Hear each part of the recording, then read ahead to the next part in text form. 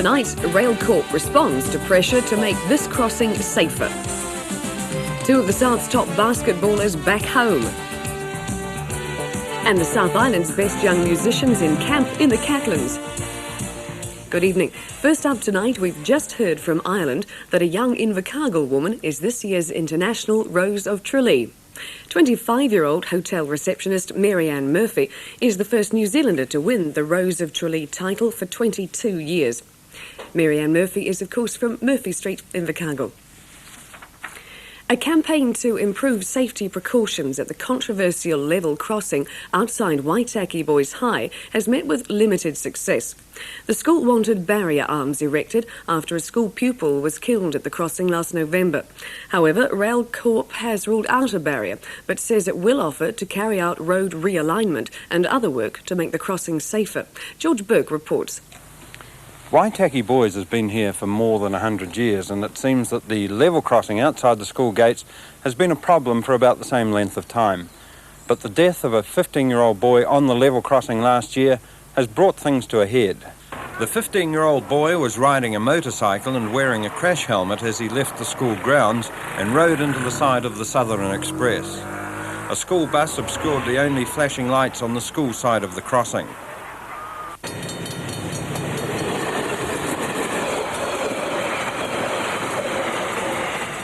The train often passes over the crossing as more than 700 pupils are leaving for the day. Its speed at this point is about 80 kilometres an hour. The gates by the crossing are the only access to the school, and as well as pupils entering and leaving on foot at peak times, there are motorbikes, bicycles, parents' cars and a number of school buses crossing each way. It's a situation that's worrying Waitaki Boys' recently appointed rector, who says a railways engineer inspected the crossing last month. As I understand it, the Railways Department will base their solution on their own criteria, and I should imagine that really involves some kind of analysis of the or a statistical base in the assessment of risks, and it may be that they don't really regard this as a high-risk area. However, Railcorp told the South tonight it won't erect barrier arms, but intends writing to the parties involved, offering to redefine the roadway, move the existing warning lights and bells, and install an additional set of warning lights, the cost to be borne by Railcorp and the National Roads Board. And the corporation will ask the school to move its bus loading area further away from the crossing to avoid congestion. Public Affairs Officer for the corporation, Bill Hopper, says arms are designed to improve safety for motorists. He says some pedestrians, cyclists and even motorcyclists are known to zigzag around barrier arms. He says the only answer is not to cross when the warning lights are flashing and the bells ringing. Chairman of the school board, Brian McCone, says he'd prefer to comment on the corporation's offer after presenting it to the board.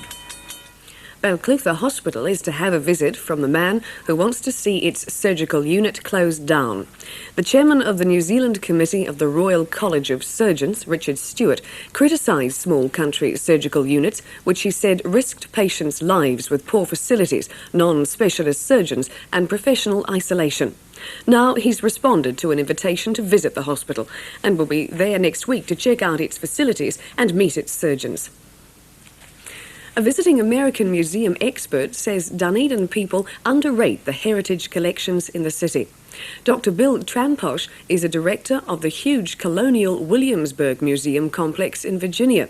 He's very impressed with what's in our museums. In fact, he's making his second trip here on a Fulbright scholarship. The staff of the Early Settlers Museum was showing Dr. Tramposh around the furniture room today. He's also been to Ulverston and the Otago Museum, and he loves what he sees. The museum in the States, which he's one of the directors of, covers a staggering 70 hectares and is visited by well over 1 million people a year. But he's still impressed with our artefact heritage. Dunedin's collections, he says, have great diversity. And they're also notable because the city's Presbyterian forefathers and foremothers, who gazed so sternly down from the walls, apparently had a good sense of history themselves. Our museum pieces date from the earliest days of settlement, providing an excellent continuous record of the city's past. Bill Tramposh has been talking to his New Zealand colleagues about marketing their product to the public more effectively. And he's also sounded a word of caution about looking after our collections properly so that what we have doesn't deteriorate in the years ahead. Most of all, he says, we don't know how lucky we are. Absolutely. I think that I think from my thinking since in 1986 and when I come back here after 2 years, that it almost seems characteristic of New Zealand in particular to have both an enchanting and at the same time frustrating, for a visitor, frustrating self-humiliation about their own past and their own value as a culture. As an American coming to this country, I feel in many respects that I've happened upon a very well-kept secret, hoping that not too many people discover it or you'll be overwhelmed with visitors. But I think it's a characteristic of the New Zealand culture to be somewhat self-effacing. So you come here and say, wow, look at what you've got, and we say, is it really that good? Yeah, that's what happens. It is. And it is that good. It's fabulous. Jim Mora reporting. Two of Otago's most talented sporting exports, one the national captain and the other a rising star in the States, are back in Dunedin for Saturday's big basketball clash between New Zealand and the Cadbury Moro All-Stars team. Ken Nicholson caught up with Glen and Micheal Hurring as they prepared for what promises to be the city's most exciting basketball weekend. With basketball having such a high profile at the moment, former Kings High boy Glen was getting all black light treatment down at the Dunedin Stadium today. And why not? Since he left Dunedin to play in First Division with the Waikato side, he's progressed to the very top of New Zealand basketball. It's really sad to leave. I mean, I'd love to come back and play in Otago, and they've given me all my chances, all my breaks, and it's a fabulous place to play in. But the difference between First Division and Second Division is really big, and I couldn't get that exposure here. This is your New Zealand captain, folks, and he could do this against anyone in the world. It means everything to me. When I was named captain last year, I was just over the moon. I really was, and it was a really proud moment for me. And I look back on my days here, and I really attribute to all of it to coming to playing here, and guys like Carl Dickel and letting me develop leadership skills and things like that. It's just been tremendous. And today he was back home along with Micheal Hurring, an even younger player who took over when Denholm left the province. Standing 207 centimetres, or in English, just under 6 foot 9 inches tall, he's come on in leaps and bounds, as you might say. Already semi-professional teams in the States are showing an interest, and his aim is to play pro ball, but he's modest about his ambitions. Well, I'm taking 1 year at a time. I was named to an all-freshman team after this season, and next season I'll just go out, do my best, and if I can make some sort of team, then that's good, but I'm taking 1 year at a time, just doing the best I can. Hurring is with the South Alabama University team, and if you cram 3 times the crowd at Carisbrook on Saturday into one indoor stadium, you can imagine the crowds he's now used to playing in front of. Well, I've played in front of 22,000, 20,000, they work their way down, but 22 is the biggest, so you take it in your grasp. The first few times it's pretty nerve-wracking, but you get used to it. Well, of course, on Saturday night, back here in front of a home crowd, you're in the opposition. It'd be a great experience to be back home again and play. Yeah, it is, but being on the American squad, it's a bit strange, really, but, it's a game, so I'll come out and play. You'll have to work on that accent a little. What, the American accent? Yeah. I don't know which national anthem I should stand for either. With the National League format likely to change, Otago may get First Division status next year, and the province must be out to attract players like Denholm south again. You've got to get players, you've got to get maybe Ewan Lockhart back, and look at getting Mike Hurring to come and play, and because no matter how good the Americans are, if you haven't got good support around them, then they won't succeed. But there's a lot of really good players here, and I think with a couple of years in First Division, you'll see them become really, really great players, I think. It's great meeting a couple of top young sportsmen. Nice chaps too. But there's one thing wrong with interviewing basketballers. You get a kink in the back of your neck looking up at them. Ken obviously needs a soapbox. Well, there's no doubt those guys have what it takes, and that's also the case with the young musicians who make up this year's South Island Youth Orchestra. There are 67 of them, and they'll be performing in Invercargill tomorrow and Dunedin on Saturday.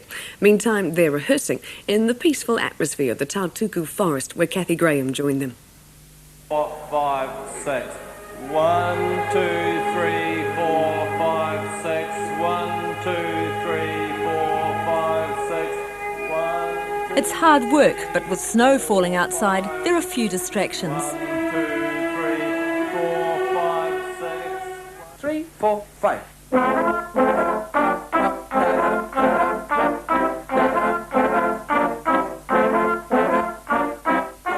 Tutor Ken Smith's one of this country's most distinguished musicians. He's on sabbatical from the Sydney Conservatorium of Music. We go back to the same top, the upper top corner. Just use the second C to get onto the E.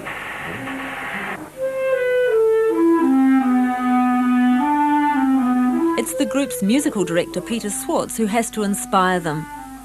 He's been working with young players since he set up the Wellington Youth Orchestra 30 years ago. More recently, he directed the Dunedin operatic production of Madame Butterfly.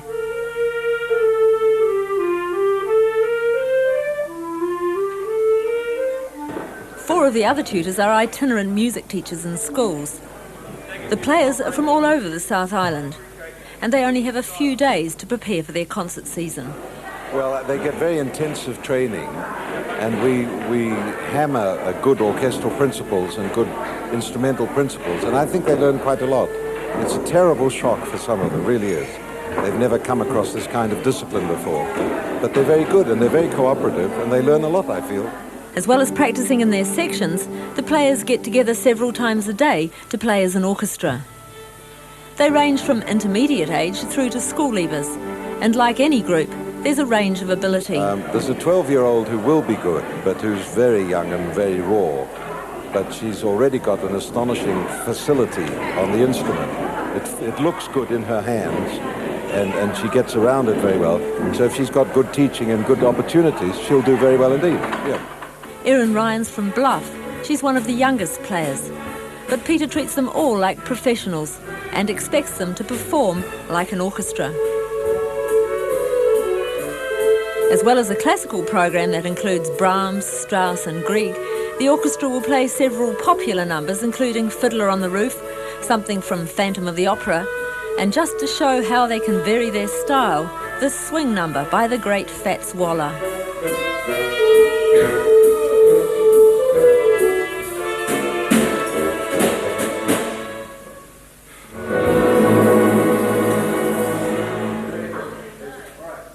And the snow falling in Kathy's item told the story of the day. It was miserably cold with heavy snowfalls in many areas. The predicted high for Invercargill tomorrow is 9 degrees and Dunedin 10. Stay warm and drive carefully. We'll be back same time tomorrow night. Good night.